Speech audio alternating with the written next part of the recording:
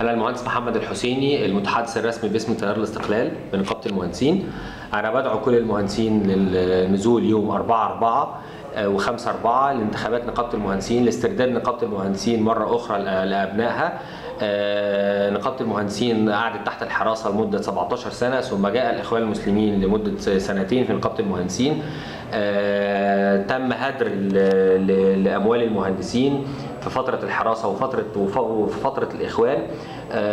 استخدمت النقابة استخدام سياسي لخدمة أغراض جماعة الإخوان المسلمين.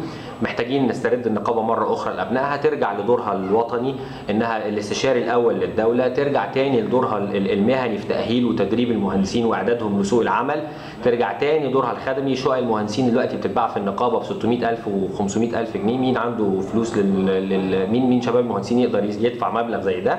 محتاجين تاني يطلع شقق للمهندسين بأرقام تتوافق مع مستوى المهندسين بالذات حديث التخرج، اللي يقدر فعلا يوفر مبلغ يقدر يجيب بيه شقة. محتاجين تاني الرعاية الصحية اللي تدهورت من أيام الحراسة ثم في عهد لما كانت الإخوان المسلمين مسيطرة على النقابة. محتاجين الرعاية الصحية تتحسن. عندنا حلم يبقى فيه مستشفى للمهندسين، نفسنا الحلم ده يتحقق. احنا مش اقل من التطبيقيين اللي عندهم مستشفى خاصه بيهم. محتاجين علشان كل ده يحصل محتاجين مهندسين ينزلوا يقولوا صوتهم، يدعموا تيار الاستقلال في الفتره اللي جايه دي علشان الرقابه تاني تسترد الابناء.